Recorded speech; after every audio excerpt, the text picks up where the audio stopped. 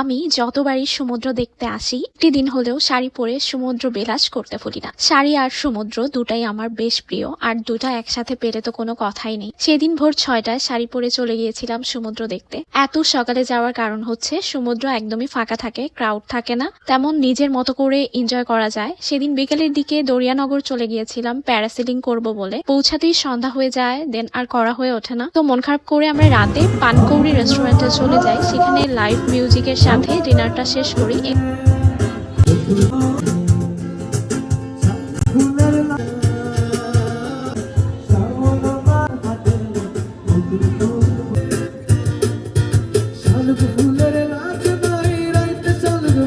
এখানকার খাবারগুলো কিন্তু খুবই মজা। এখানের পরোটা খুবই সফট ছিল। গ্রিল নিয়েছিলাম, দেন চিকেন কাবাবটা আমার মুখে এখনো মনে হয় লেগে আছে। নেক্সট ডেতে লাঞ্চে খেয়েছিলাম রূপচাঁদা মাছ, কোরাল মাছ ভর্তা, গরুর মাংস ভুনা, লাল শাক, ডাল। শ্বশুরবাড়ি রেস্টুরেন্ট থেকে ফুড টেস্টটা আমার কাছে অনেক ভালো লেগেছে। তাদের সার্ভিসও কিন্তু বেশ ভালো, ফুডগুলো খুবই রিফ্রেশিং ছিল। বিকেলের দিকটাতে বিচে গিয়ে একটু সমুদ্র দেখতে বসেছিলাম। সবকিছু মিলিয়ে এবারের কক্সবাজার ট্রিপটা আমার কাছে বেশ ভালো লেগেছে। এক্সপিরিয়েন্সটা অনেক ভালো ছিল। 2025 সালে 3টা প্লেস আমার ভিশন বোর্ডে অ্যাড করা হয়েছে। লেটস সি পূরণ করতে পারি কিনা। Thanks for watching guys. For more don't forget to follow me.